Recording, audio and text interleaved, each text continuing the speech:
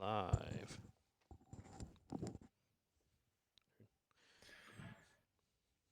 Time. When am I going to get the notification? There it is. I'll drop this over at Facebook. People have been waiting. Oh, yeah. What's going on, folks? We are in a little bit of a different setup. You can see Elliot is actually not on the screen tonight. Been working through some difficulties, technical difficulties, so completely new setup, 100%. And yeah. So It has been a road. More for you've been doing a lot more work than I have, but certainly it's been frustrating situation. yeah. But we persevered, and looks like we got people dropping in here already, dropping the comments. So what's going on, Marsh Madness? We're live. Yes, we are. What's going on, Douglas? Bayo Outdoors, Opie, Finn and Feather, Joe, and John. What's up, guys? You finally made it on time. Well, I wouldn't say you made it on time because we're pretty late for our normal start time. What's up, Goose Man? Yes. What's up, Bob? So, definitely pretty cool to have everybody in here. Can we get a thumbs up emoji from everybody if audio is coming through, if video is looking good on the live stream?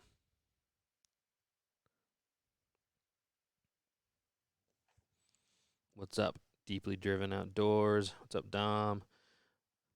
All right, thumbs up's coming through. Thanks, fellas. Sweet. We are good to go. So it's actually super nice to have everybody jumping in here so quick tonight.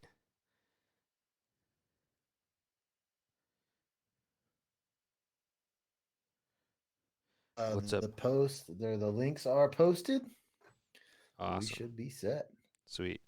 Gooseman, yeah, he's actually been on here once before, so you can jump back and Twice. Oh yeah, you're right. We have two. One's a long time ago, almost over a year ago. Then one more recently, but yeah. Also, let's get another round of emojis. I don't know what to use this time. Just random emojis if you guys like the sound of the new mic. And Elliot is on a different internet connection, so let's see random emojis, making sure everything is running good on that end as well. Elliot's internet has been the big problem. I'd say I posted this. Jordan, you are unbelievably patient just tonight. I mean, we thought we had the audio fixed and then bam, we're ready to go on, and then more problems pop up. And I would have just been screaming. You're just cool, calm, and collected. Well, I wouldn't go that far. I was pretty frustrated. I'm not gonna lie. You weren't showing it. I think I turned my camera off when I'm not. I don't know. Awesome. All right. Well, I think we are ready to go and get live into the podcast. I just need to pull one thing up on my phone. No, we're not running the ads. Are we running the ads right now? I mean, are we running through that? Yeah. Yeah. I need to get that up. All right. Go ahead and pull it up. I got mine up as well. So. And that's just on the podcast sheet, right? Yep. That's so long. Pre-roll tab. Correct. Or is that the name of the sheet? Is pre-roll podcast partners? What's going on, Kentucky man? New to duck hunting. Well, we're glad to have you in the sport. My favorite duck call, honestly, I don't know that I have a favorite. There's a lot of really good duck calls. If you're just getting started out, there's no reason to buy anything crazy expensive. Just start with something simple and work with that. I mean, I had like the Duck Commander one, $10, $15 from Cabela's. So that works fine for that kind of stuff. What's the name of the actual sheet we need to have up? I don't know. It's podcast topics. Okay. Yeah, podcast topics. On a Word document. I thought it was on a Word document, but it's not. and we're probably at this point taking out the one that I set up. What's that? We're probably going to no longer do the Grand Prairie. Correct. Okay. All right. There we go. I'm going to push our volume up just a tad. See where we get on that. I don't know. So, alrighty. What's up, Douglas? How's it going, buddy?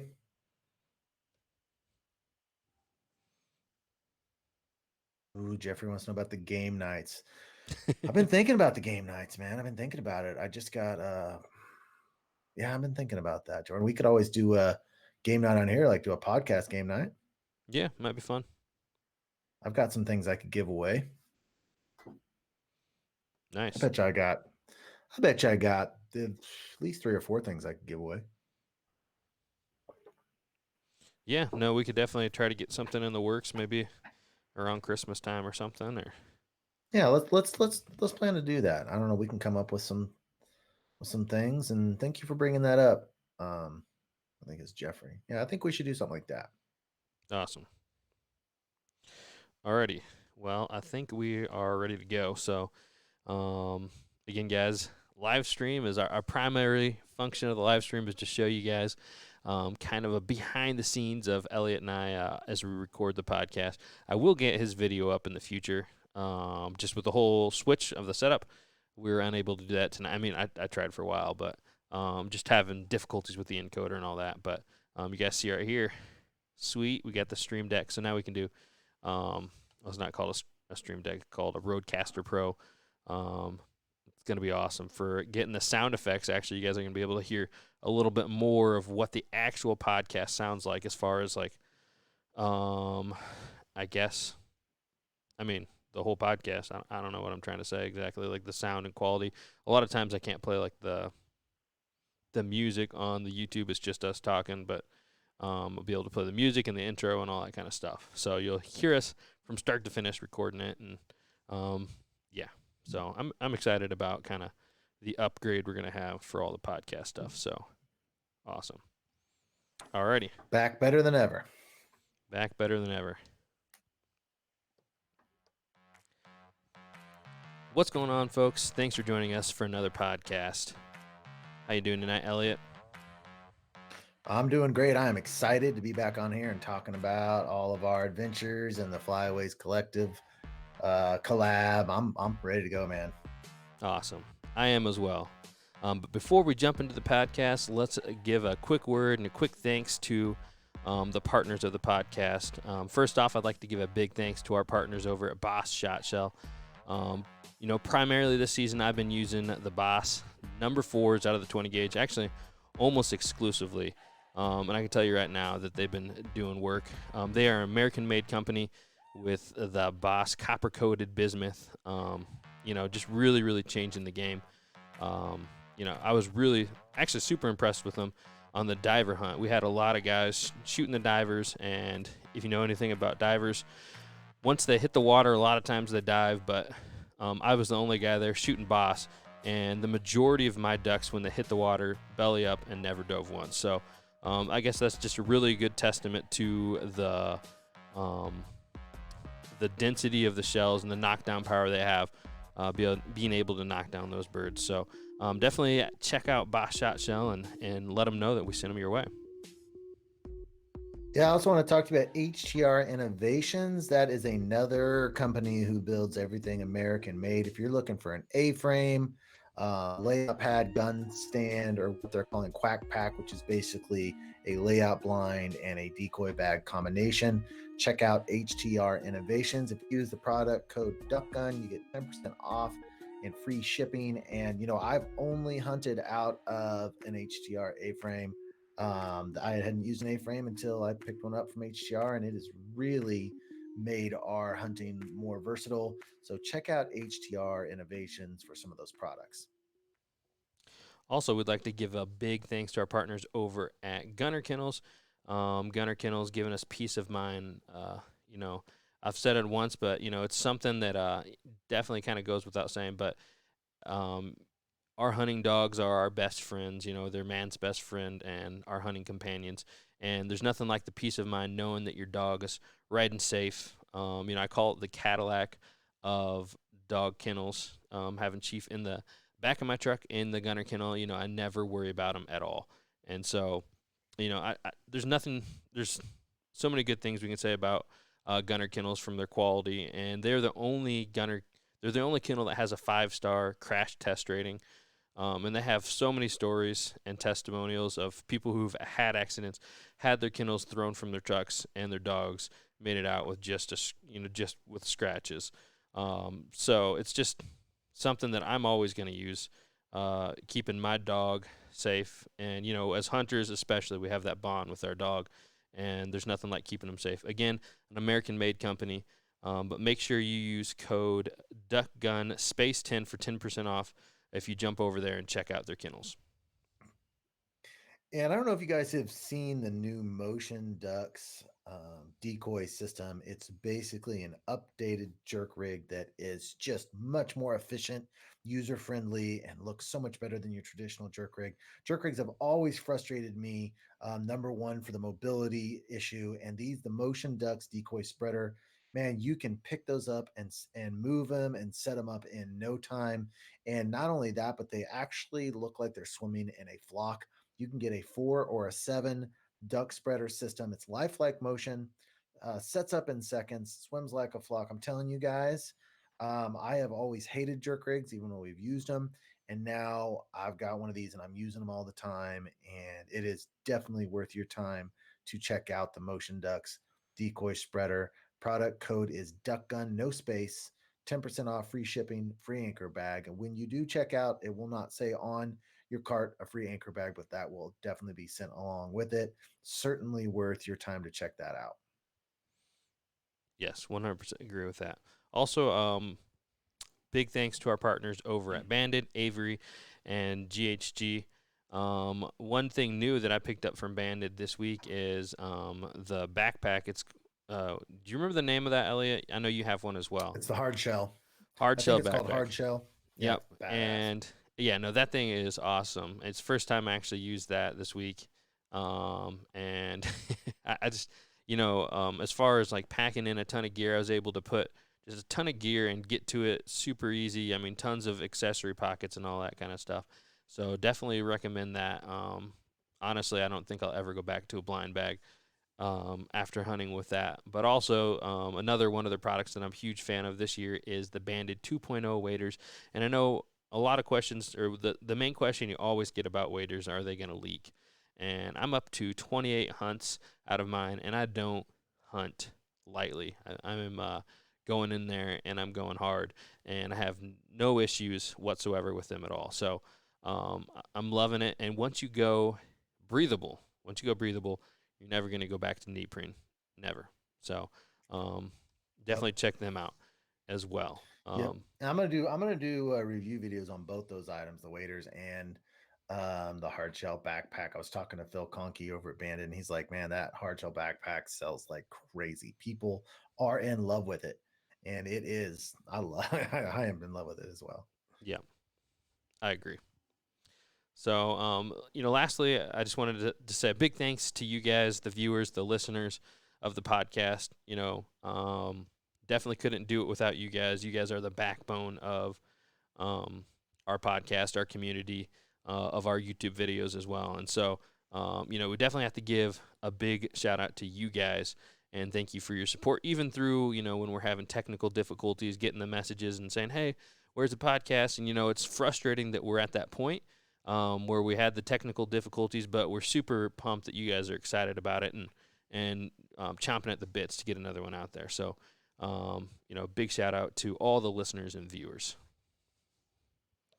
Yeah, and just give a little bit of background. I don't want to spend too much time on it, but just a little bit of background as to what the issue was. So, recently, as in September, I moved from city out into the country, and so we've got this little place with 5 acres, a pond, and I knew my big struggle was going to be internet connection, and I spent hours and hours and hours trying to get some form of internet connection that worked.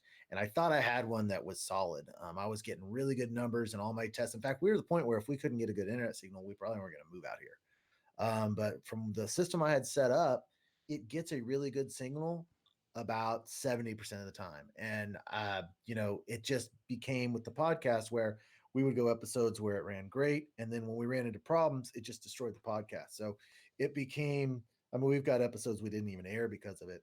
So it just became so volatile that Jordan just decided, and together we decided, we just need to shut this thing down and take the time to figure out some form of solution, which honestly we probably should have been able to figure out the solution faster than we did because it was kind of right under our nose.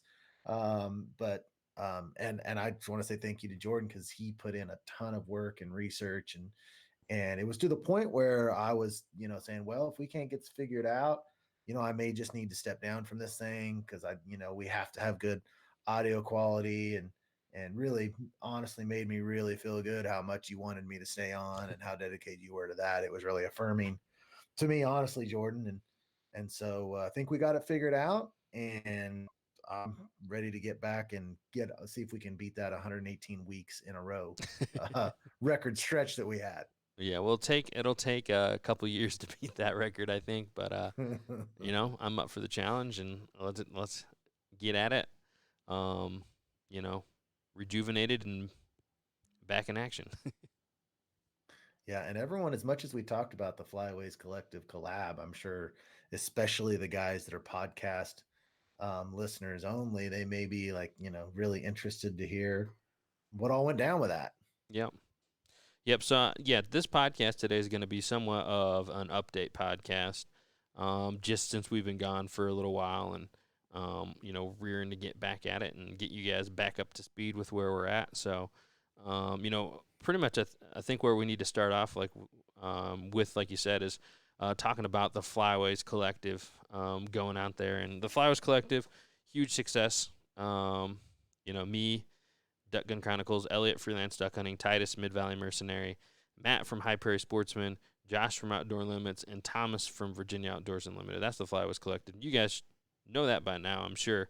But we all went out there and stayed in the cabin, and we had some other people from our crews as well. But it was just an awesome weekend of duck hunting and going super hard. I mean, for the 5 days we were there, we went super hard. Yeah, we certainly did. And it was really an interesting, I've never been a part of anything like it. We've got Titus and his brother Thomas flying in from California. We got Thomas flying in from Virginia. We got Jordan coming from Indiana, Matt coming from Nebraska. And Jordan and I had met each other, and I had met Matt. And other than that, I had never actually met any of these people, but we've had so many text back and forth and video conferences together that we all kind of felt like we knew each other. But just for everyone who we've watched all these videos and everything, and we're like-minded individuals, to come together in a little cabin that didn't have bathroom. We had two cabins, didn't have bathrooms, didn't have running water. It was a rustic, bare bones little state cabin, and just descend on this area and just hunt and hunt and hunt and hunt. It was certainly a very, very unique weekend, and it's just kind of a blur, honestly. No, it really was, and we've kind of mentioned this, and but I think if I had it to do it over again, I'd probably wouldn't have hunted as hard. It's just such a fast turnover from, well, I wouldn't say faster. We didn't leave enough time from when we hunt till the evening, and in our day-to-day schedule was, get up at 3 in the morning, ballpark, give or take. We got up earlier, we got up later, but and then get to the spot, set up, hunt, and then on certain days we hunted all day, and you get back after dark, and you recharge your batteries, you empty out your SD cards, you exchange out your clothes, you reorganize your blind bag. We take the gear and put it in the trucks that we're going in the morning, and by then it's like midnight. I'm not even exaggerating. It's midnight or after, and we're getting up at like 3 again. So, Yeah. and we all wanted to make the most out of it and the best out of it and go as hard as we could to get on the best hunts and make the best content we could. But I think in doing that, we did kind of let some things kind of slip out of sight that might have been a really good option. And one thing that I guess the only regret I would say I have from the whole weekend is that we didn't sit down with everybody and have a podcast. Hmm. Yeah.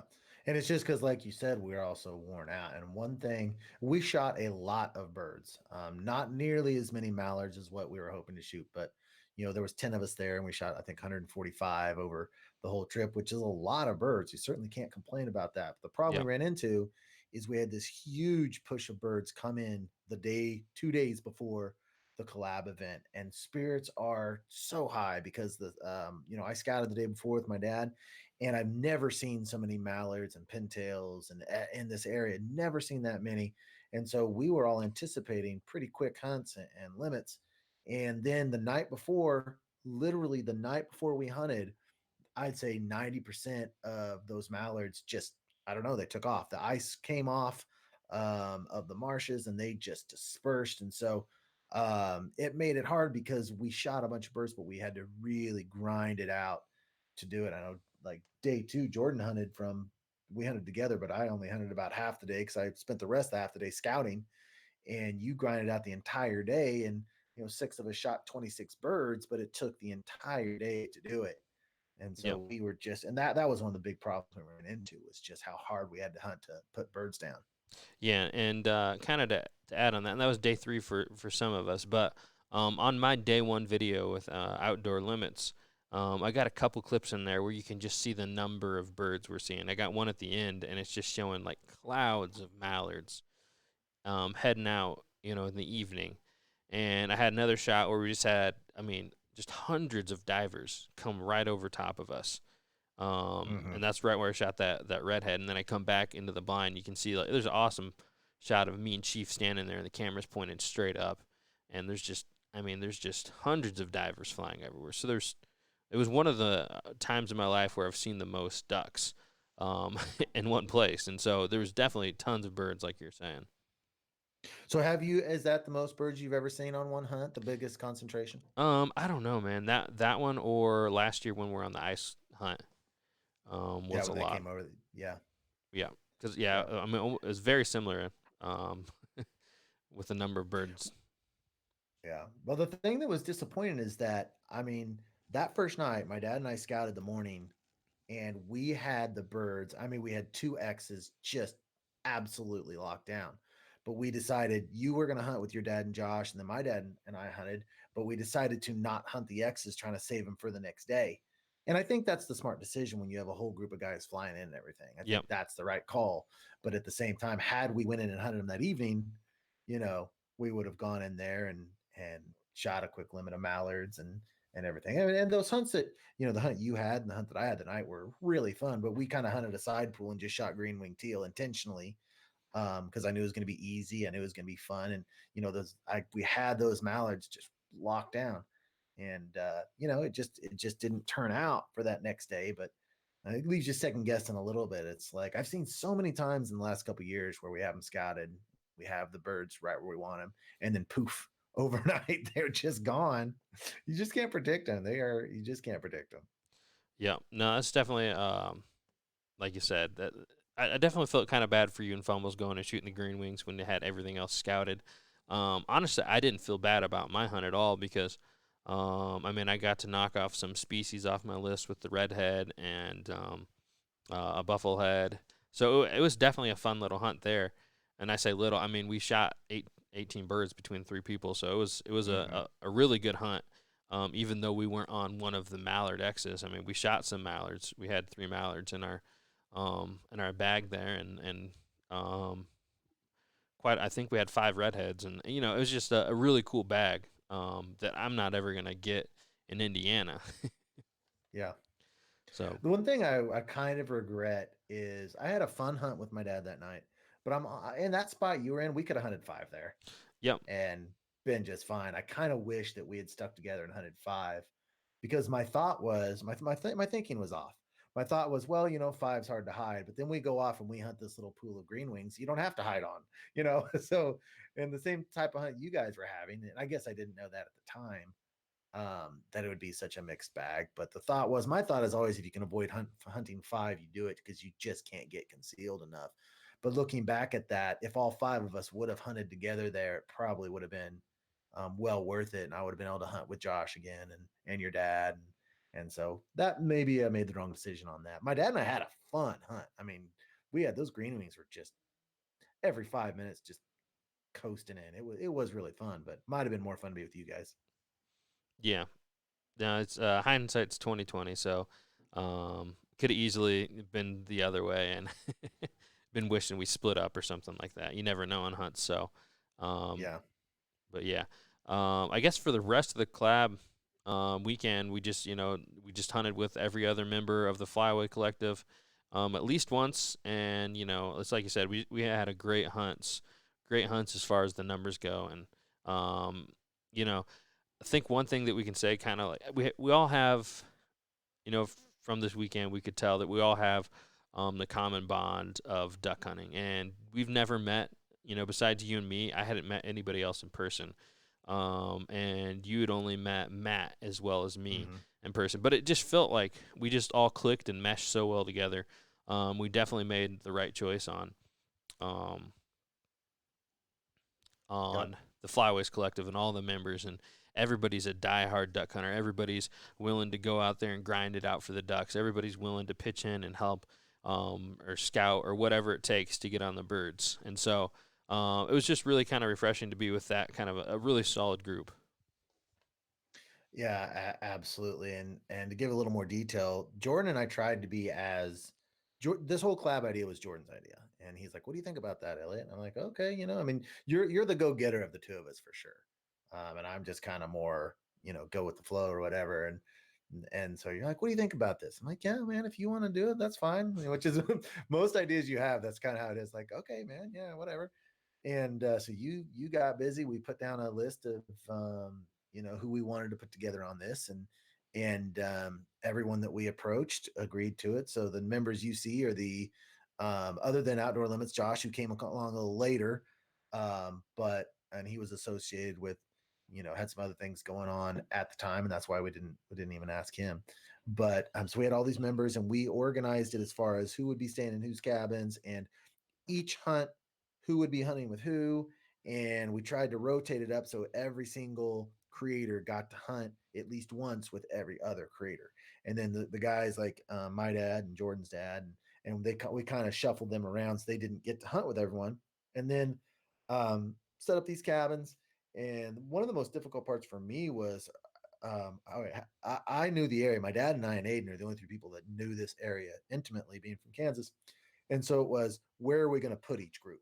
And so that was a totally different thing in scouting, which was actually kind of fun. Was, okay, I'm not scouting for one group, I'm scouting for three. And where are we going to put these three?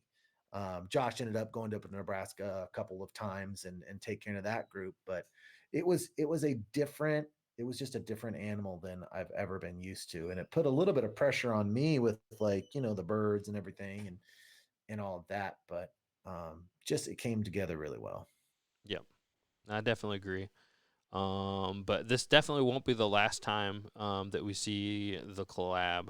The Flyways Collective is here to stay. So we definitely had talks while we're there about what our plans are for the future. So we definitely got some big things in the works for the future. So definitely stay tuned for that. And again, definitely check out everybody from the Flyways Collective if you haven't already. Yeah, and I would say that one of the main goals with this collaborative is to get like-minded individuals together that kind of have the same ethics and view things the same way, and waterfowl hunting. And I know with this podcast and with both Jordan and my channel, one of our goals is to portray waterfowl hunting and the way we do it and go about our business in a way that we can give a perspective that we feel is the most ethical and the most productive way to go about hunting, social media, everything that involves waterfowl hunting. We've got a bunch of younger generation that are getting into the sport, that don't have older mentors. You know, they don't, like, you had your grandfather and I have my father, and like my shot selection would be completely different without my father. The way I view things would be completely different without my father. So one thing that we would like to do in the Flyways Collective as well is kind of help be that guiding mentor to people just getting into duck hunting that are just trying to figure it out on their own. You know, and I think that the Flyways Collective is a good way, and this podcast and our channels is definitely a good vehicle for that. Yeah, 100% agree with that. And that's kind of another thing that we could throw in there too, with the Flyway Collective and trying to even make our community even more tight knit and having all the like-minded individuals from all the channels and all the podcasts, it's kind of like you said, portraying that as we go through the hunts and all that kind of stuff. And it's really cool to see the community we've built, and all of us have built, of people across the country, that also are of that same like mind. And I think it's even more important now than it ever has been for there to be kind of camaraderie and brotherhood, and a place where men can be men. And and that's kind of a lot what hunting is about. Absolutely, absolutely, and respecting, the big thing with me, and I know you as well, Jordan, is respecting the animal lives that we're choosing to take and valuing it as well. Yep. Well, I guess I think that kind of wraps up the update on the Flyways Collective. So yeah, I mean But definitely. before we totally wrap that up, I do think for those of you that have not seen the videos, for you to tell the story of the teal in the mud is worth a few minutes, because the last time I got on video and Jordan got on video on his channel as well, one of the funniest things I've ever witnessed out duck hunting. And I think it's worth giving a little time to you going through what took place there. Sure, yeah, no, that's definitely a highlight for me of the trip, just because of how comical it turned out. But yeah, I guess start from the beginning of the story. We had a teal come into the set, and it landed. I mean, literally just landed in the decoys, and I give it a chance, and I holler at it a couple times, and it finally picks up, and I shoot, and I whiff, and I shoot, and I don't know, I just must have hit it with a few pellets or one pellet or something, and it dropped, but it wasn't dead. And so um, I'm also using my over under, and didn't have any more shells on me. So I had to reach down in my bag, grab another shell, and by then the bird's hobbling away as it's On the crippled. other side of the channel. Yeah, other side of the channel. So um, I don't know why I only grabbed one shell, but I did, and I rushed after it, and I couldn't get a shot off. And so I mean, this channel, this stuff was just knee deep mud. So I'm just trekking through knee deep mud and water, and this bird, all it can do is just kind of almost like hop. It's just like hopping, hopping, hopping. And so I'm trucking after as fast as I can through knee deep mud. And by the time I get to the other Which side, it's isn't like, very fast. no, no, it's not at Jordan, all. But when it you go through was. knee deep mud, I mean, every foot gets a little bit stuck. And then sometimes it would pull Jordan's foot out of the wader. So it's not just like walking through mushy knee deep mud. It's like walking through someone grabbing your ankles every time you step in the mud. Yeah. No, it was awful. And so by the time I got to the other side, I was still in the water, and it's about 80 yards away. So I think it was you, Elliot, was hollering I needed to shoot it before it got into the woods. And so I take aim, and I take a crack at it, and I knew, I mean, it's already injured, so there's nothing to worry about with taking the shot. And you're just hoping that you can finish it off and find this bird before it goes into the woods and just dies on its own. Um, and so take the shot and nothing. And that's pretty much what I expected. But I still trek into the woods after it, through the mud, get to the other side, get to the island, and I'm just trekking around. And finally, I bump it out of some brush, and I see it scurrying across just the brush and all that. And so, anyways, to kind of speed up the story on that, I mean, I just chase it around, chase it around, chase it around. And I left Chief home because this is the day 4 of the Kansas hunts. He's pooped.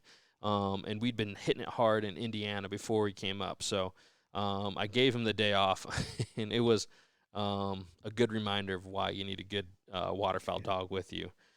So anyways, I kept chasing it through the woods, and finally I got on it. And grabbed it, and I get out and I'm like, yes, and I'm like holding the bird up, like, and I'm so excited that I was able to retrieve it, after all the hard work. And then I get the word from you guys that you shot more birds and I'm going to have to retrieve them while I'm out. I'm like, oh my.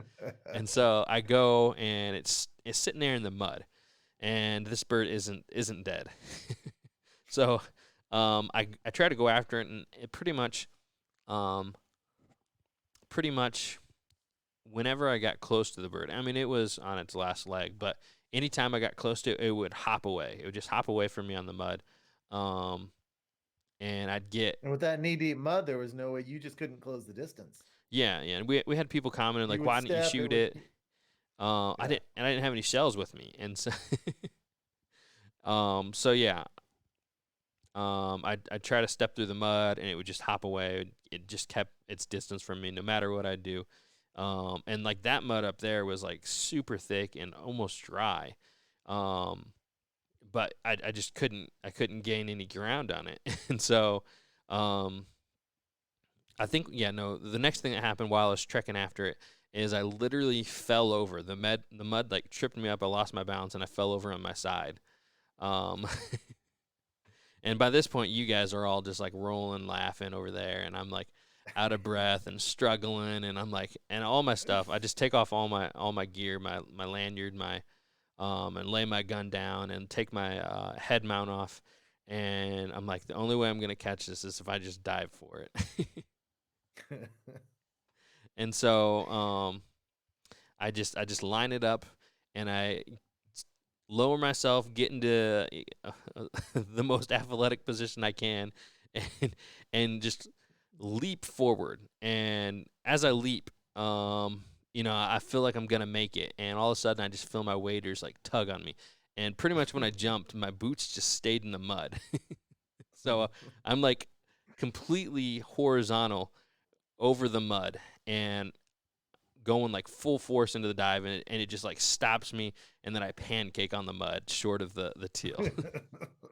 That's when the laughter really, I didn't see it coming. I did not expect you to do that on the first time. I did not see the dive coming. Then when you dove like that, man, I just lost it. Just smack belly flop right on the mud Yeah, with.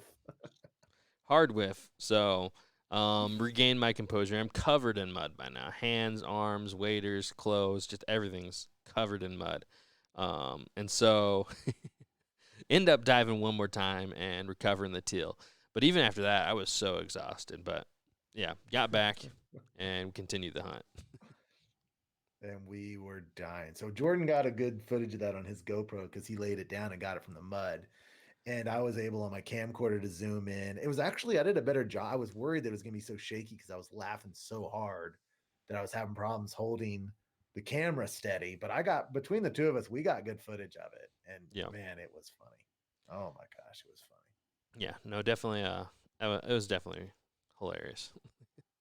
So If you have not seen those videos, make sure you go over and check it out on my freelance duck hunting and Jordan's Duck Gun Chronicles. We both have, you need to see them both because it's different angles. One is from your perspective, and you actually in your video do a great job of going from like you've got the camera still going on us laughing at you and then back and forth. It is, man, it was epic. yeah. It was epic. All right. So I guess let's continue on with some updates, and you know, so how's the rest of your hunting been going since the fly was collective? Well, we had a really, really fun hunt. The first hunt after the collab. Um, Simeon came out on his first hunt, and my dad and I we hunted this place that I've been scouting ever since the whole year I hadn't hunted yet, and kind of similar situation where we had these birds scouted and they didn't really show up, but we hunted till noon and shot 13, a mix of mallards and spoonies. And so it was just a really enjoyable hunt. We were tucked back in the willows, and I don't know if you saw the video. Did you see that video by chance? Mm-hmm.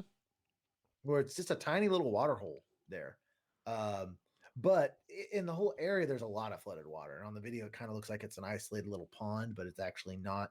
But it was a neat hunt. With the mallards that we were shooting were pretty much just coming right down in. And so Simeon shot his very first group or very first limit of mallards, and then he shot one spoonie to get his full limit. And it was a fun hunt, man. I mean, when those mallards were, I was giving Simeon, I mean, he was out for the first time of the year, so he was getting all the first shots. So he shot lights out too. And then my dad picked up the gun, and he and Simeon, while I was filming, had a flock of about 15 to 20 spoonies just coast right down in the decoys. And my dad shot a double out of that. And it was a really, really enjoyable hunt. And what I love about this place, and I don't know if you're coming down in January or not, I would love to take you to this place. It's such a unique place. Um, but is that when you get back in there, you're just, I mean, it was like there was no other hunter around for miles. And I've talked about that before on some of my videos, is that our goal, at least mine and my dad's and the guys that hunt with me, is not to shoot ducks. Our goal is to shoot ducks in isolation. That's our absolute goal. So we will take a 3 or 4 duck hunt or a per person hunt in isolation versus a full limit in a crowded marsh. And because for us, the feeling of shooting ducks in isolation is so much better than with people around. You can hear them calling and talking and yelling and everything, that's our priority. And so this place certainly is just that. It's when you get clear back in there, it's hard to get in and out, and it involves portages and kayaking, and it's difficult. It's a difficult hunt. But when you get back in there and you're all by yourself and you don't feel like any, and it's a wild feeling place. It's talk about full immersion. It's very much an immersive environment. So that was a great hunt. The next time I hunted was, we went to Corn's Pond, which she has a private pond, and it was loaded up with geese and ducks. But we had obligations. Corn had obligations um, Saturday morning, so we couldn't get out there until about 11. And we got out there and we flushed hundreds of ducks and geese off there, and it just didn't pan out. They just didn't come back like we were hoping that they would. And the ones that did come back just wanted to land out in the middle instead of come into us. So that was a disappointing hunt. But anytime I'm hanging out with Corn, it's fun. So those are the only 2 hunts I've been on since the Flyways Collective. We are in a pattern now of, we get skim ice, we get 1 inch ice, and then it thaws, and then we get it again and it thaws. So, and it keeps happening. Like right now, we have no ice. By the time I hunt again on Saturday, we're gonna have ice, and so I keep hitting it on these times where we get the ice. And right now, I mean, we can deal with ice. The problem is it's much harder to scout, and it's happening like Friday nights is when we're getting the ice. So we're having to make these decisions on where to hunt without really any knowledge. And we're doing that. We're probably going to have to do that again Saturday. It's going to freeze tonight. It's going to freeze Friday night. So if I were going to hunt today, I know right where I've gone. If I'm going to hunt Saturday, it's just a crapshoot because we don't have any scouting available because everything's going to freeze that night. So we're running into that problem. But Yep. so we'll see how the next couple of weeks go. We're having that cycle again where it's going to thaw probably Monday, Tuesday. I'm hunting Wednesday, and it's probably going to freeze again Tuesday night. So Mm. I'm a little frustrated with that back and forth cycle and not being able to get any scouting done and stuff. So we'll see how the next couple weeks play out. Yep. No, definitely struggle on that, and we're not in that. We have been in that a little bit with the thaw and the freeze, but honestly, we actually froze over completely. We had it where we got down to single digits, had a big snowstorm. I mean, we're talking like 10 inches of snow. And I was actually able to get out on that morning during that snow. We shot 4 ducks, so nothing special. But I definitely love those snowy day hunts. But it was like with that really cold weather, all the small ponds freezing up. That we did have all the birds move through. We had migrators coming through. But with everything being completely covered in snow and everything being completely frozen, it's like we lost our birds and we didn't gain any new ones. But we were able to get the warm up now, and today it was actually 55, and so everything actually thawed out today. Almost everything completely thawed out today. And I did and I've been scouting hard ever since this freeze up happened because I wasn't able to find any birds. There's a couple places that I hunted, with my scouting. I found some birds, but public land, everybody else is scouting the same open places. So you always have those kind of fiascos. But I was able to shoot, 2 birds with me and Taylor, and then able to shoot two birds by myself the following day. So really, I mean, this kind of cold front, everybody loves the cold fronts, but this one really didn't do it for us. It did more harm than good. But I've been scouting this week as well, trying to find more private places to hunt, and have a really, I think I have a decent lead on a pond that was loaded today. So hopefully I can get that one for the weekend, and then I'm just gonna have an awesome hunt. I mean, we're talking hundreds of ducks and geese on this cattle pond. So if I get that, it'll be awesome. So, but aren't you guys going to freeze back up with this front that's coming in? No, Really? nope, it's not hitting So, what are your us. temperatures going to be tonight? So, what are your low temperatures tonight and tomorrow night? Tonight it's like 40. Really? Yep. What No, about tomorrow night? that front's not hitting us at all. Really? Huh. Well, as far as that snow goes, I have people sometimes ask me, like, do the birds ever get totally south of us? And the answer is always no, unless you get a 6 to 10 inch snow. There's nothing that will kick ducks out of an area more where they can't even feed. And if when they get to the point where they can't feed in a field, Yep. that's when they disappear. And Yep. so that you guys got a 10-inch snow that had to just kill you. Yeah. Yeah. And the thing about our area is, we can get some lake effect off the Great Lakes, and so that kind of just, pushes them out of our immediate area, but it's not everywhere. So they kind of filter back as everything thaws out and everything warms up. So it's not all is lost for the season. I think that we will get on some good hunts before the season's over. Yeah, I know we will too. And maybe this weekend. I mean, the place right now we're slated to go. We haven't hunted this year. And another problem we've got is that we are, I can't even believe I'm saying this. Our reservoirs are still in flood stage. It's been since May. We're talking half of a year of these lakes being in flood stage. So I'd say within the next week, maybe they'll come out of flood stage, but I have no idea what's happened with all the silt. The boat ramps may be so silted in we can't even get boats on. So, I mean, the places that we normally want to go when our marshes freeze are a variable as well. So, see, we've got a low of tomorrow night 27, Friday night 27. So it's not a deep freeze or anything. But 27 is enough that we're looking for stuff that's 12 to 18 inches typically, and 27 inches that's going to freeze that. So that I can't believe you guys aren't freezing. Yeah. No, we won't. I don't think we've.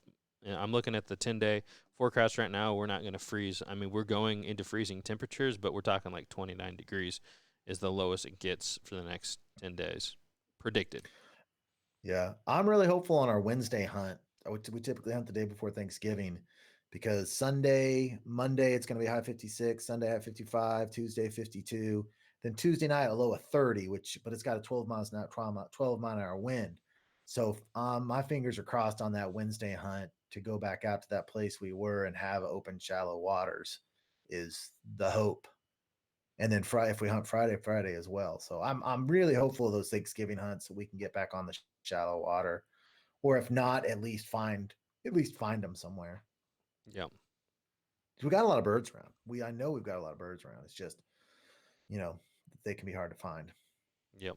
Well, I got a feeling you're going to smash them here soon. Yeah, we have yet to have a really good limit of mallard hunt. I mean, Simeon shot his mallards, but we have not had like that mallard hunt this year that we all come away with a limit. So hopefully that'll happen soon. All righty. Well, um, where does that leave us with updates? Anything I'm kind of leaving out on the updates? No, I don't think so. Are you planning on making another Kansas trip this year? What are your thoughts on that? Man, I'd love to. Hmm. So, I mean, it might be in the cards. Yeah. It's definitely going to have to. I think it's going to have to wait till January if it's going to happen. Yeah. Well, I know Tim Cochran's coming down over that MLK weekend. We're going to get in a couple days there.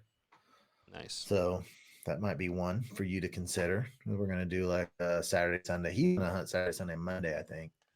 Nice. I'll probably just do Saturday, Sunday. That might be an option. Yeah. Yeah. No, definitely pencil it in and see what we can make happen. Yeah, that'll be that would be fun to get you down one more time. Awesome. So what are your numbers right now? Let's get into our numbers just for a sec. For those of you that like data, I know some of you don't care about it, but for those of you that like data, Jordan and I keep our numbers and kind of keep track of what we're doing and share notes. And we track that data at the site I had developed, freelancehuntstats.com. And it's an uphill battle for me to catch Jordan. Last year I whooped him, but this year he's got a strong lead. Although I've been putting a dent in it a little bit. Yeah, I mean, for us, it's like at this time of the year. I mean, my maximum is going to be like 4 ducks, you know, and Because then they're on all geese, it's mallards. 3 ducks or 3 geese. So after this, it gets a little bit hard for me to kind of stretch my lead out at all. So, especially when you get those 6 duck days and 6 geese, right? Yeah, but I mean, I've only shot 6 geese once in my life. I don't even like having that many. It's just so much meat to deal with. If I not no, don't get me wrong. If I go out and I can shoot a limit of geese, I'm going to do it. But I would never probably string a bunch of, if I really got on the geese, I just don't want 12, 18, 24 geese. It's just too much meat. Yeah, People are thinking I'm crazy right now, probably, but it's just a probably. lot of meat. Make it into jerky. Well, I don't like jerky that much. That's a lot of jerky. Yeah, that's definitely a lot. I definitely feel the same, somewhat the same. But That's everyone's go-to. I'll just make it into jerky. Yeah, what? And then it rots in your fridge. You eat all that jerky. It's not just making it into jerky and enough. You got to consume it all. And I don't really care for that jerky that much. yeah. Well, I don't have my last hunt in here yet. I just realized that, so um, I have to get that one in there. But besides that, I'm up to date. So I have 2 more shots and 2 more ducks than what my numbers show, and 1 more hunt. Okay, so what are your numbers show? Um, let's see. Hitting the filter button. I'm looking at So right now, my I'm looking shooting at them right here. percentage, I'm gonna say it's probably 47. Harvest per hunt's probably about 3.1. Number of hunts is 26, and total harvest is 82.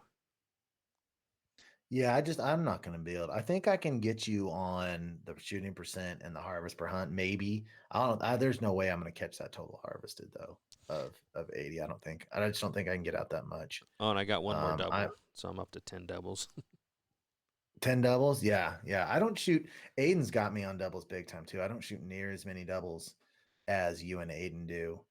Um, I've got 15 hunts, 52 harvested, 4 doubles. I'm averaging 3.4 a hunt, 59.5% shooting. And my favorite stat is I've only lost 1 duck, and that's 0.067 lost per hunt. That is my absolute, I am so proud of that number. If you go to the global average um, for this season on hunt stats is 0.24 ducks lost per hunt. So correct me if I'm wrong here, but that out of 100 hunts, you would lose 24 birds with that average. And for me, out of 100 hunts, I'm losing 6 birds. So I'm the most proud of that number. Yeah, no, that's definitely a good stat to keep for sure. Because I do not want to, and you're at 0.16. That's not too bad. That's not too bad at all. That's almost half the average. So Yeah, that's a good number. awesome. Well, you know, appreciate you jumping on here with me again. I'm glad we're back in action and back to it. So yeah, definitely. One thing I want to mention before we go off air though is we talked about this on the live stream portion, but not before we pushed record. But we have a whole new setup. Or did we talk about this at the beginning? I can't remember now. Elliot, do you remember? We'll go ahead and do it again. I Uh, don't recall. Let's we do don't it. recall. All right. So, I mean, I'm super pumped to have the whole new setup. We're feeling like post production is going to be, um, just awesome with the audio and the mics and all that and the upgrades we've done with internet and across the board. So, um, if you guys hear us sound a little different on the mics and all that kind of stuff, we definitely have a whole new setup, and it's going to bring the quality of this podcast to a whole new level. So, just wanted to kind of give you guys the update on that.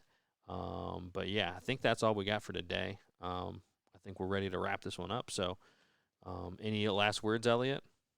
I would just say if you guys haven't had a chance on iTunes to give us a rating and review, make sure you do that. Really, really helps us out, and we'd really much appreciate that. Yep.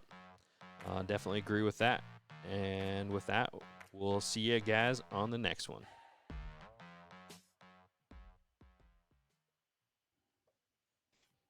Alrighty, folks, from the live stream. You ready to jump off here, Elliot, or you want to take a few questions?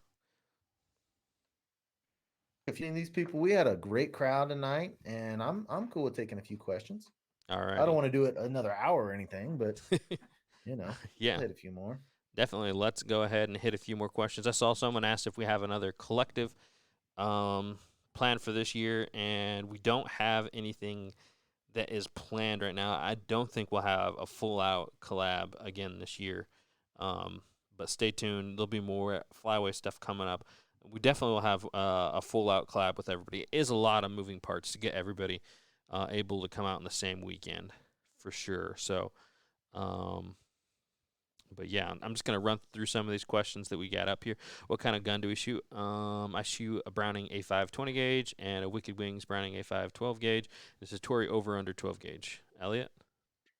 I shoot a Beretta A300. My backup gun that I shot forever that Simeon now shoots is a Mossberg 500, and Fumble shoots a Benelli Black Eagle 2, I believe. Awesome. Well, I don't know how delayed we are from everybody else, but I don't see a lot of questions just rolling in here quite yet. So, if that's all we got for today, Yep. appreciate you guys tuning in. Wood duck hunt. Right now the wood ducks are all pushed out for me with the big freeze up. Everything's gone. So as far as wood ducks are the first to leave. So yeah. I never would duck hunt. I never specifically would duck hunt. I don't think of one time in my life that I specifically targeted wood ducks. We'll see a lot of And that was, states. Like I think the big difference is you can go teal hunting early on, right? If you don't yeah. have big ducks around. I mean, we don't have that option. It's like wood ducks, and if some teal show up, cool. And I'm not talking like teal season, obviously, because Indiana doesn't have a mixed season like Kentucky, Tennessee, and Florida do. But early on in the season, if we can't find mallards, I can find some wood duck cools. Really a good staple for southern states as far as some of the Midwestern states as well. Yeah. Dustin's asking if we would ever do a subscriber hunt. Maybe him. I personally have never done a subscriber hunt. I mean, Tim Cochran's coming down. I don't consider that a subscriber hunt. He and I have talked enough that I was just like, man, you seem like a cool guy. Come hunt. I don't know. I'm sure the same thing with you, Jordan. We get contacted all the time with people saying, can I come hunt? Can I come hunt? Can I come hunt? And for me personally, when it comes to meeting new people in my hunt groups, I'm pretty exclusive in that I'm kind of an introvert with meeting someone for the first time. And, if I don't have a relationship with someone, whether it's we've texted a while or, you comment enough, we instant message enough that I feel like I know you, then I'm just probably not going to hunt with you. And it's certainly nothing personal. It's just, we've got our hunt group set out, and and it's just kind of how it is. I actually had a guy, I don't think I told you this, Jordan. I'm getting all long-winded, but this guy kept asking me to come and hunt with me. And he was even asking to pay me money, which is illegal in this state, to be guiding. And I was as nice as I could be. And after I just felt like it's not going to happen, he actually got really angry and passive aggressive. And I was like, well, man, I'm really glad I didn't hunt with you now. But I don't know, where are you on that? Yeah, no, I definitely agree. I've definitely gone out with subscribers on hunts. When I'm trying to do like the flyway opener, but so it's kind of like you said, like we do build. You have to have kind of a relationship beforehand and all that kind of stuff, and through like videos and all that, I had some prior connection with some of these guys too. So that's the only thing I've ever done as far as like hunting with subscribers. Um, but yeah, I guess I'm pretty Yeah, much I in the would be same boat much as you. more apt to someone like, hey, come hunt with us, and I'm their guest, than to just some random person bringing along with me. You know, Yeah.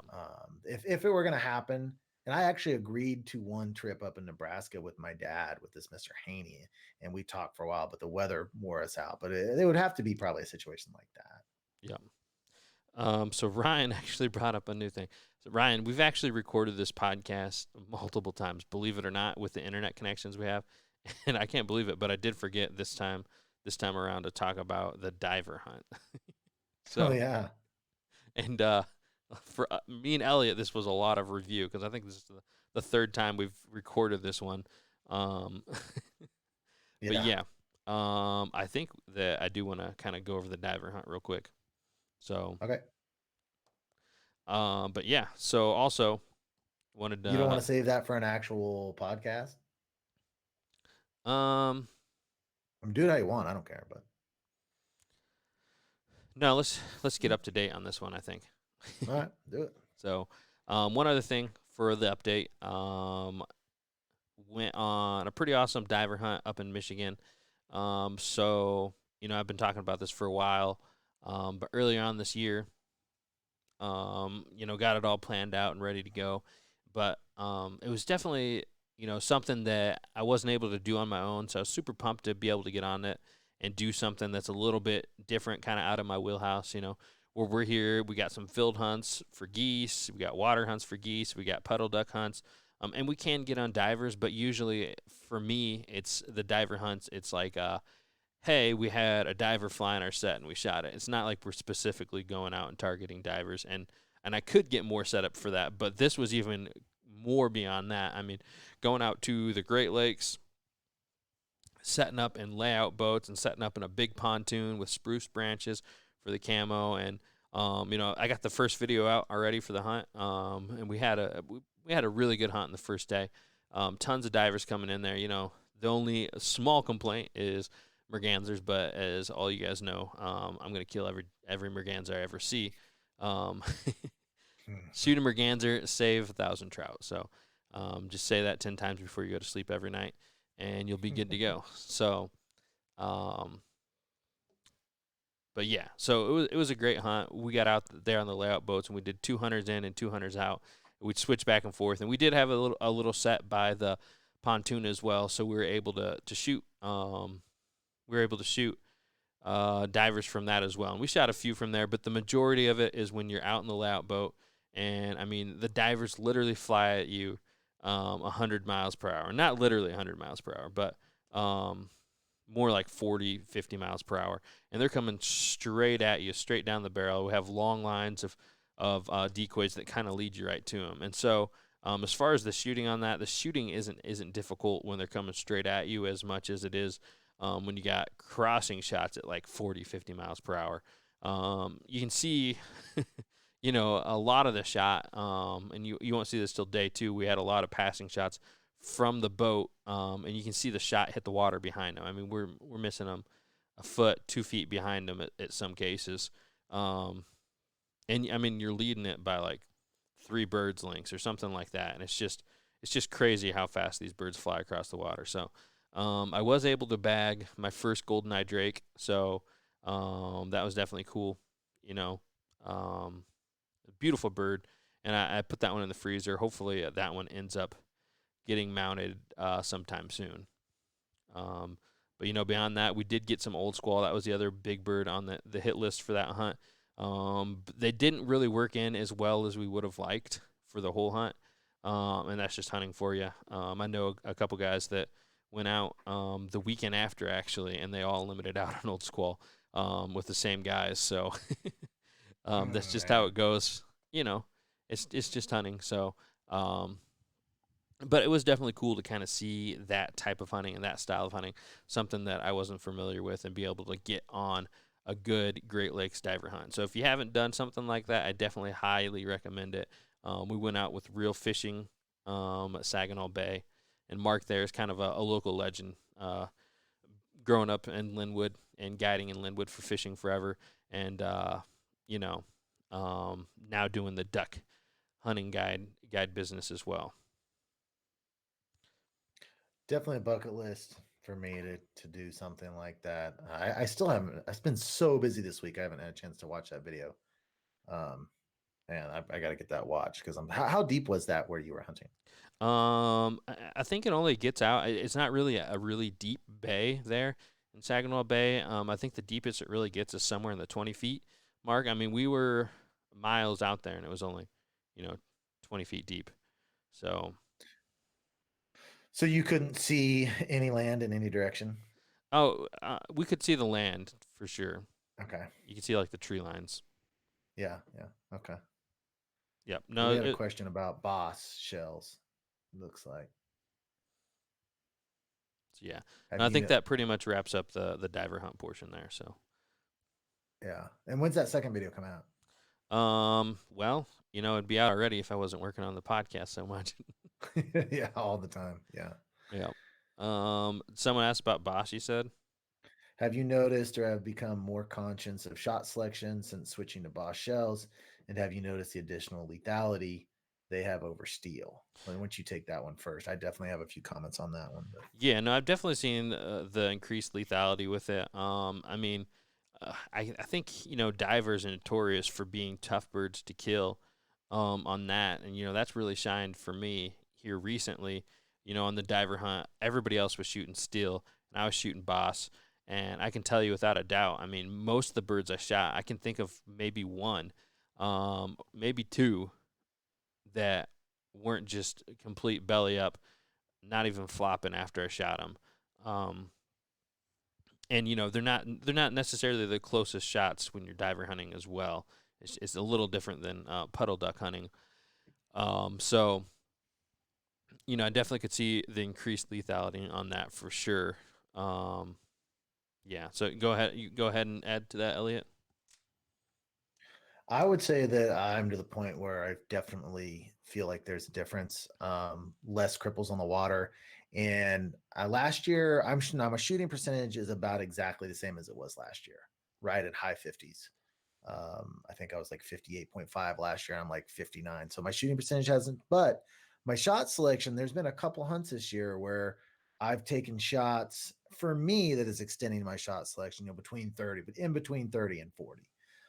Normally, we don't take first shots in between 30 and 40. We take first shots in between 15 and 30, and then maybe shot in 2 or 3 expand to that range between 30 and 45. Shot 3. But there's been multiple hunts this year where the ducks just aren't working like we want them to, and I've just made the conscious decision. Okay, I'm going to take this 30, 35-yard shot the first chance I get. And when I've pulled the triggers on those, typically those shots I'm not that high a percentage on. This year, I told my dad, it's like I feel like every time I pull the trigger, I'm killing what I shoot at. So I certainly feel like that it is more lethal. Is how I'm feeling right now. And I'm very slow to make comments like that without a big sample size. Yep. So for me to say it, I'd say it definitely is probably accurate because I'm real slow to make conclusions like that.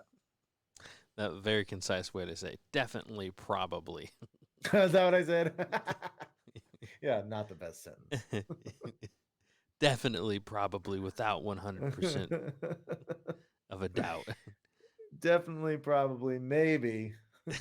100%. Marsh Mad, yeah. Marsh Madness wants to know if I can add shot and choke size to hunt stats. I want to very bad. It's on my list.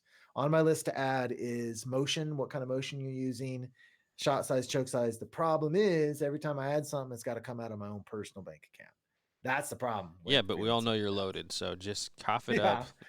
My teacher's salary is not allowing any work at this time. I Hey, just man, moved to this you're internet house and famous. yeah, yeah. Doesn't that make you What'd you look a say? zillionaire? Oh, yeah. No. So if anyone wants to help fund this website, I got all sorts of ideas to add to this thing. And Jordan's idea of making it into some type of a game, um, is on my list as well. It's on my list as well. And so I'm going to address this comment real quick. Joe keeps posting it that there was a one decoy challenge, and if we would try the same try that and to beat his, he would love that video. Here's my thing with my challenge videos, with challenge type videos like that. Before I say this, I want to say that I have absolutely no issue with anyone filming a challenge video. It's their prerogative. They want to do a one decoy challenge or whatever type of challenge that they want to do, where they go out with a 410 or they take whatever. That's fine. But in my personal life, I am a waterfowl hunter first and a YouTuber second. So I will never do anything that's going to decrease my chance of killing ducks when I'm out hunting ever. And Like, those challenge do you videos mean like tend to holding a fall into camera? that's different. That's totally different because I mean, we're on and I got two shooters going. I've got the camera. I will never make any decision that lessens our possibility of duck hunting because at my core, I am a waterfowl hunter, and that is way ahead of being a YouTube creator. So there will never be any type of challenge video like that as far as when I'm hunting, because my number one goal is to kill ducks. So, but if, like I said, people want to do that, they certainly have the right to go out with one decoy or whatever they want to What do for stage people's hunter is hunting. that again? Method, the method stage. I don't know. It's just the I'm a duck hunter stage. What? No, I mean all those different type of things though. That's Yeah, that. yeah. Probably it probably would be method. Yeah, it probably would be. Yeah. But I mean, and I know you're the same way. It's like when I go duck hunting, it's serious deal. It's like I am so what's the right way to put it? I want to get ducks down in the decoys, and I want to put our group in the best case scenario to see those ducks with their feet down and to put them on the dinner plate. And that is the goal when I'm out there. That is Yep. the number one goal. And I can't do, there's no way it would kill me to go and throw one decoy out. It would kill me. I would be an emotional mess. Yep. All right. I think we'll take this as the last question. Jeffrey Puckett. He wants to know who is the closest in the 10K, Jordan, you, or Matt. And currently, I am up by, we can't see it because the API changed on YouTube, but I am up approximately 130, so 130 subscribers. So the battle has been won lately, but the war's not over. So, stay strong and we'll persevere. Hopefully, we hit the 10K mark before Matt. Absolutely. So, alrighty.